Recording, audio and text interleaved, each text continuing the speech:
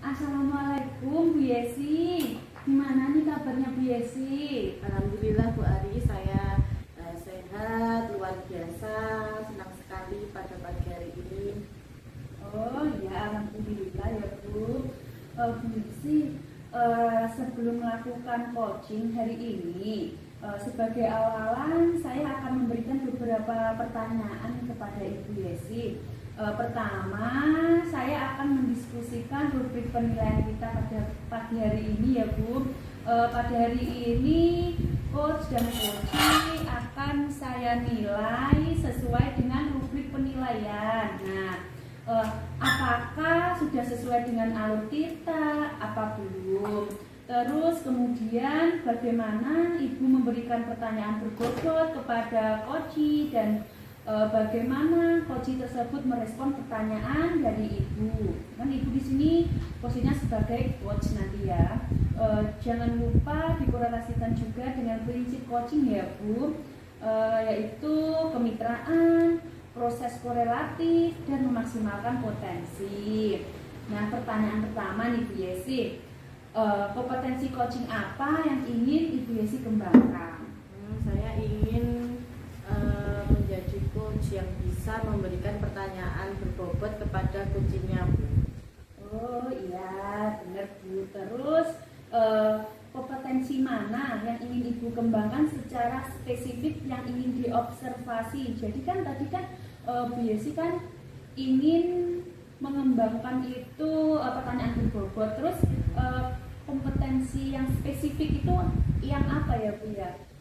Ya Bu, yang ya itu tadi mengembangkan pertanyaan berbobot dengan metode rasa kemarin ya Bu, dan melaksanakan coaching dengan alur kita. Ya.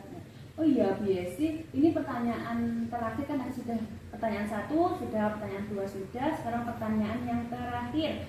Indikator dan tujuan mana yang ingin dikembangkan dalam coaching ini?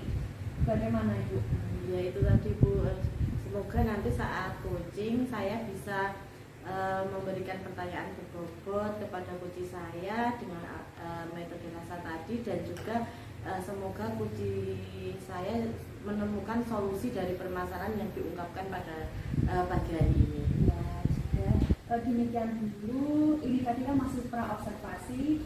Silakan Ibu melakukan coaching terlebih dahulu kepada coach. Terima kasih Bu. Ya. Assalamualaikum Bu Yunita, selamat pagi. Bagaimana kabarnya pada pagi hari ini? Salam Bu Yesi, alhamdulillah hari ini kabar saya baik. Iya, kemarin kan Bu Yunita sempat kontak saya, katanya ada yang mau diceritakan. Apakah berkenan menceritakan sekarang? Ini Bu Yesi, terima kasih. Kemarin kan saya sudah menghubungi dengan tapi benar belum ada waktu. Terus alhamdulillah hari ini benar ada waktu. Saya ingin bercerita, berbincang dengan supaya saya itu lebih plong atau Baik Bu, berkenan menceritakan ada masalah apa gitu? Ngaten Bu Yesi, sebenarnya saya itu di sekolah ada masalah di kelas, terutama di kelas saya itu ada anak yang apa itu namanya nggak seperti anak yang lainnya, nggak seperti temannya. Dia itu cenderung apa ya, hiperaktif ngaten nggih. Dia itu kalau duduk sebentar gitu sudah bosan. Apalagi kalau pembelajarannya monoton, guru kurang inovatif gitu, dia lari-larian, tidak mau duduk sama teman-temannya, tidak mau memperhatikan pembelajaran dari guru, terus ganggu temannya. Seperti itu. Seperti itu Bu. Menurut Bu Yunita kenapa anaknya kok bisa seperti itu? Kenapa? Nggih, kalau dari apa itu namanya, selama ini saya observasi, terus saya juga sudah tanya-tanya ke ibunya, memang anaknya ini dulu itu gini Bu, dia itu lambat apa ya, bicaranya itu agak kaset ngaten ya, sama jalannya juga agak kaset ngaten. Jadi sekarang itu dia masih mulai bisa bicara, terus masih apa ya, kalau orang Jawa bilangnya kemaruk begitu nggih, kemaruk jalan-jalan ngaten, terus lari-larian gitu. Jadi kalau di kelas itu dia sukanya masih main-main. Sebenarnya umurnya sudah 5 tahun, tapi perkembangannya itu kayaknya masih di bawah umurnya gitu. Kalau teman-temannya itu sudah bisa duduk dan memperhatikan Bu Guru, dia tidak begitu, masih suka lari-larian kayak anak masih 3 tahun atau 4 tahun nah begitu sih. Jadi tadi permasalahannya Bu Yunita menghadapi siswa yang hiperaktif tadi. Terus menurut Bu Yunita pengen kucing kita hari ini itu tujuannya bagaimana?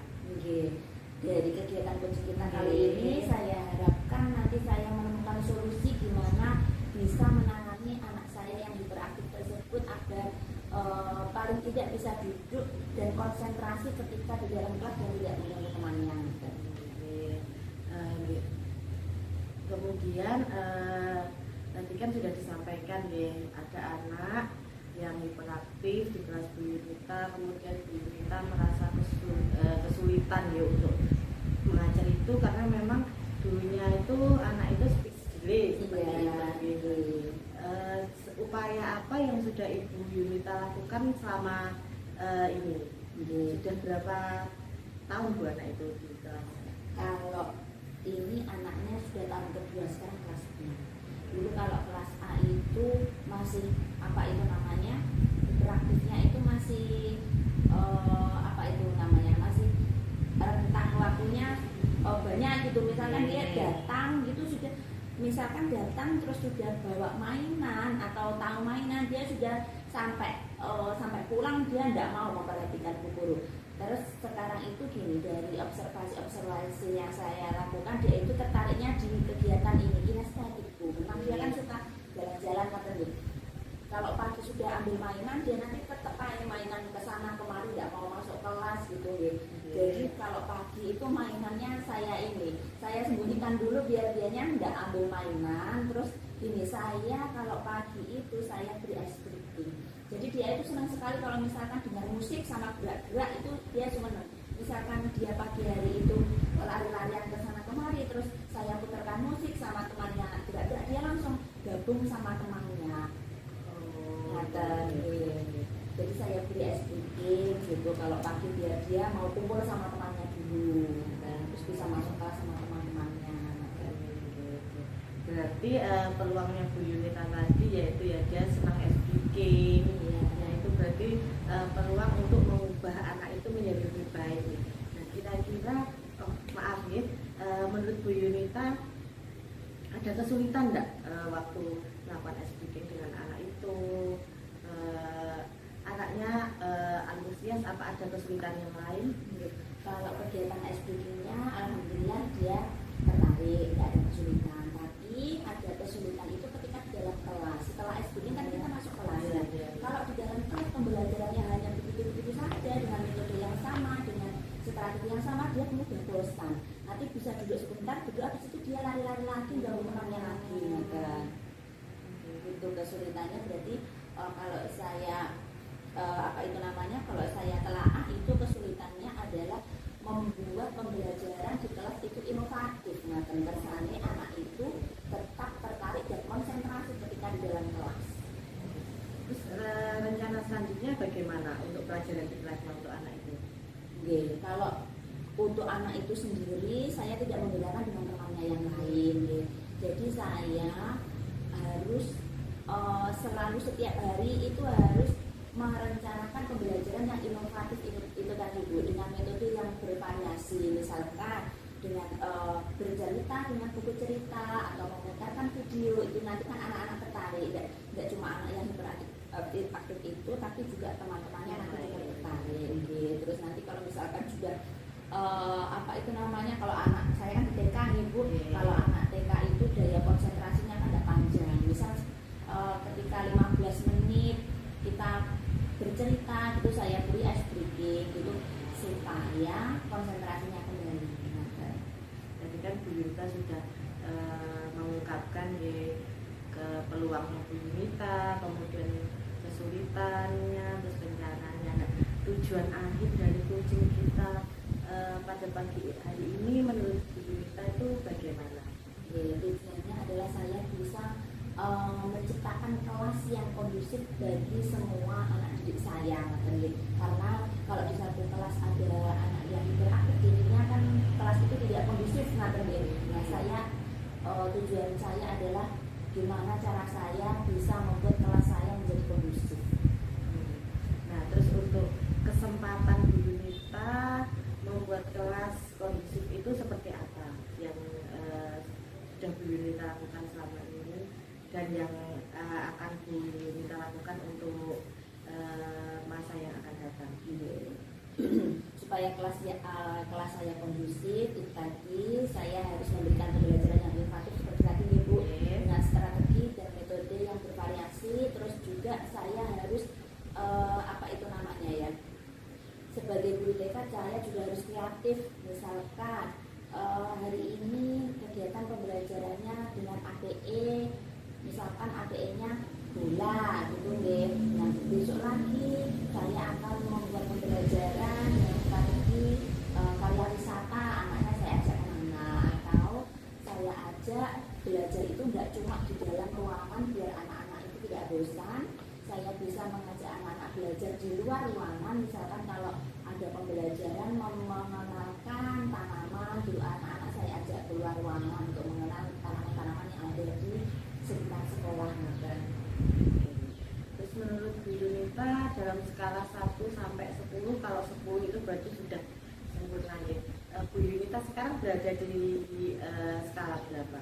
Kalau sekarang saya kira itu saya masih di 7, belum 8, belum 9, belum 10, masih 7 Bu. Bu Yunita. Nah, Bu Yunita kan berada di skala 7 ya, menuju ke 10. Nah, kekuatan yang Bu Yunita miliki untuk mencapai 10 itu seperti apa?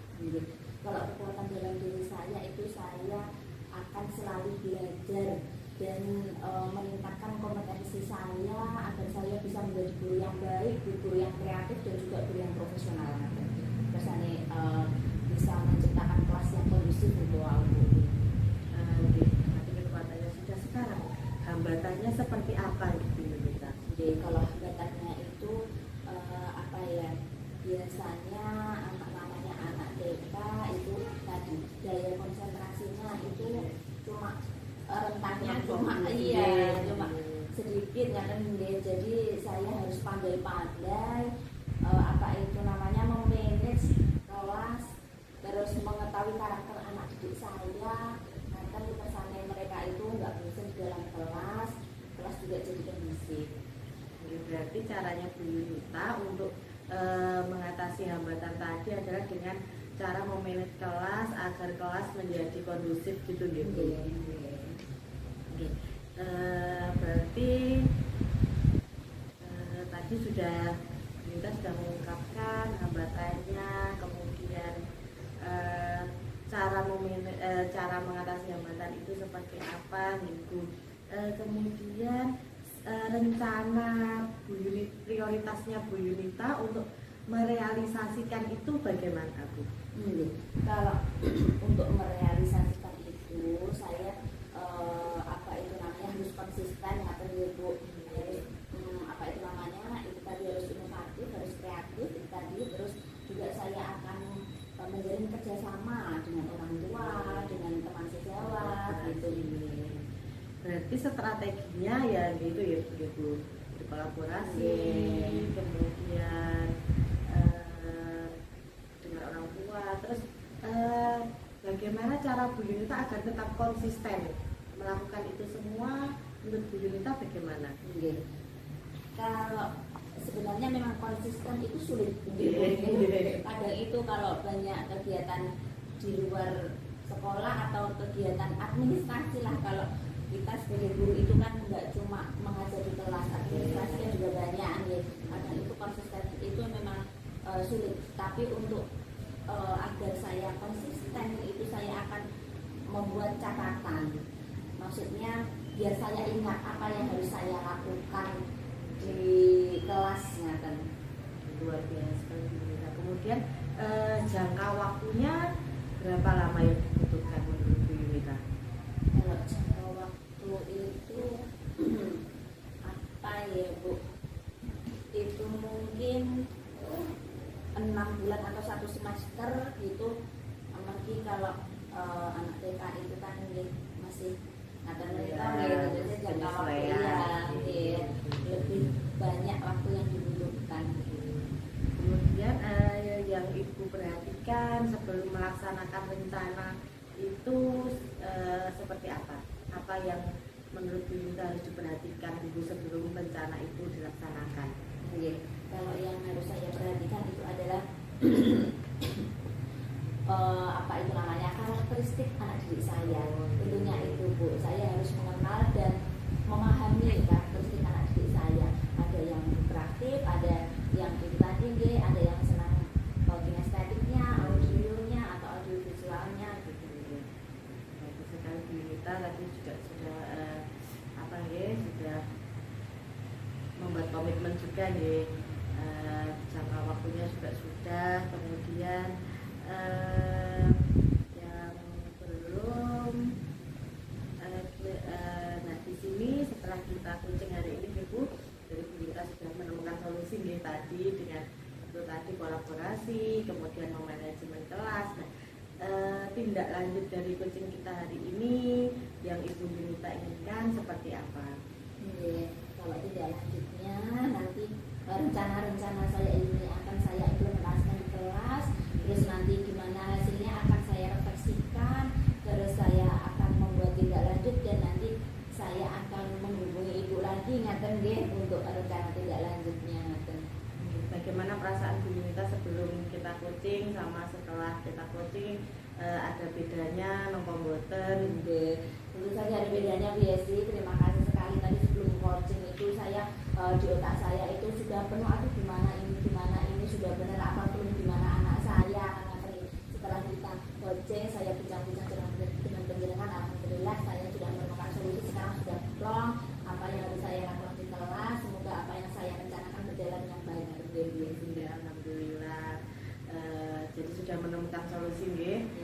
Misalkan Bu Yunita masih kesulitan dalam menjalankan tadi rencana aksinya, bisa menghubungi saya jika kita sama-sama ada waktu, nanti kita bertemu lagi dan membahas rencana selanjutnya. Begitu Bu Yunita. Terima kasih sudah mau berbagi dengan saya. Saya akhiri sampai di sini. Wassalamualaikum warahmatullahi wabarakatuh.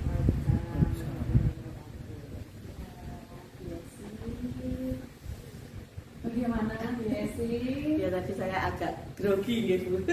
Karena biasanya kalau coaching itu kan sendiri bersama coachingnya. Nah sekarang itu coaching kemudian bukan dinilai gitu, diobservasi gitu.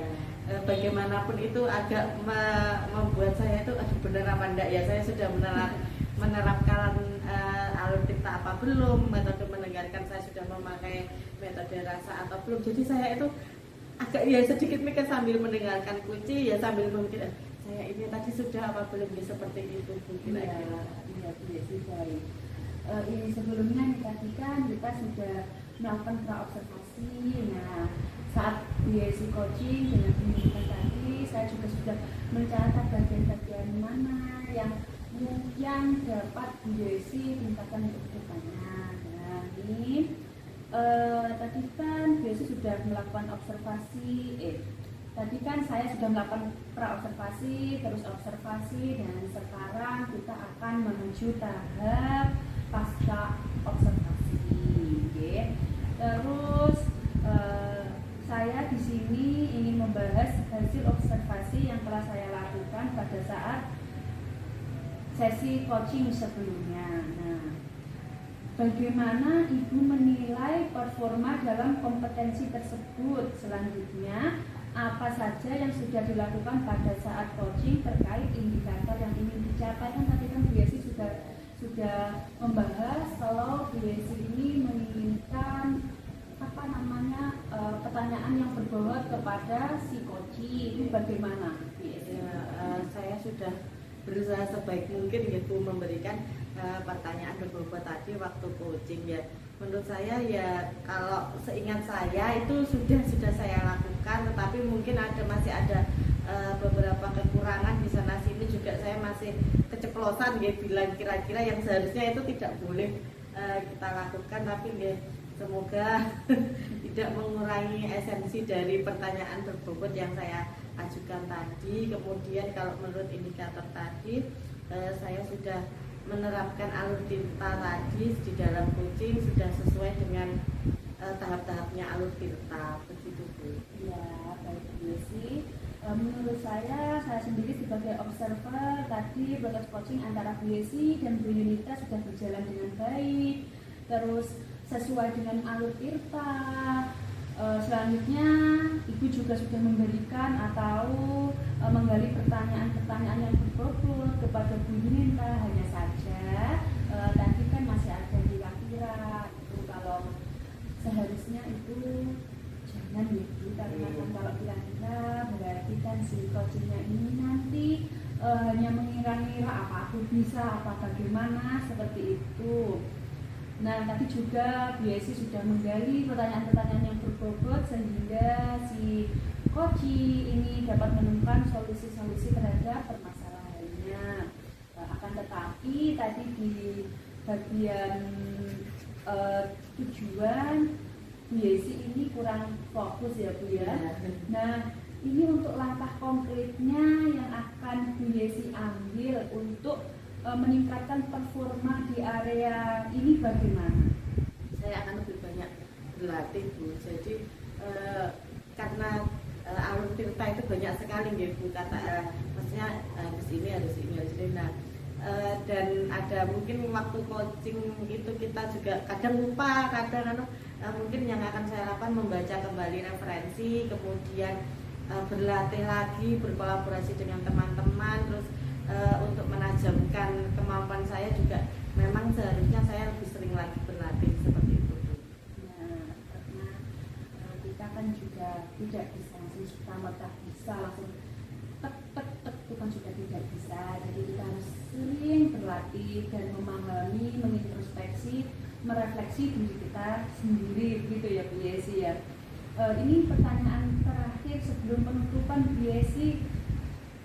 Kompetensi apa yang ingin Ibu kembangkan lagi setelah proses coaching pada hari ini? Tentunya ketika Bu Yesi melakukan coaching hari ini, tentunya kan Bu Yesi menemukan kompetensi-kompetensi baru yang Bu Yesi merasa oh ini yang akan saya kembangkan lagi. Itu kira-kira kompetensi apa? Ya, saya ingin lagi Ibu mengembangkan lagi kemampuan saya pada saat coaching dengan alur tirta. Jadi saya merasa itu tadi kan pertanyaan berbobot sudah ya. Itu juga ingin saya kembangkan. Kemudian yang lebih lagi saya ingin mengembangkan alur tirtanya tadi. Karena menurut saya itu masih berantakan, belum sesuai. Saya juga masih mengingat-ingat habis ini apa ya, habis itu saya apa yang harus saya lakukan seperti itu. Jadi saya ingin mengembangkan kompetensi saya yang itu. Semoga nanti kedepannya Bu Yesi ini lebih baik lagi untuk melakukan proses coaching kepada teman sejawat maupun kepada rekan budi yang lainnya. Nah Bu Yesi, sekian dulu proses supervisi dari saya. Terima kasih sudah sharing, sudah berbagi ilmunya. Semoga nanti bisa bermanfaat untuk jenjang karir Bu Yesi maupun pengalaman-pengalaman baru yang akan Bu Yesi temui di depannya. Ini saya mohon maaf ya Bu Yesi, saya mau ada acara, jadi untuk kegiatan kita hari ini saya selesaikan sampai di sini dulu. Ya, assalamualaikum warahmatullahi wabarakatuh. Waalaikumsalam warahmatullahi wabarakatuh.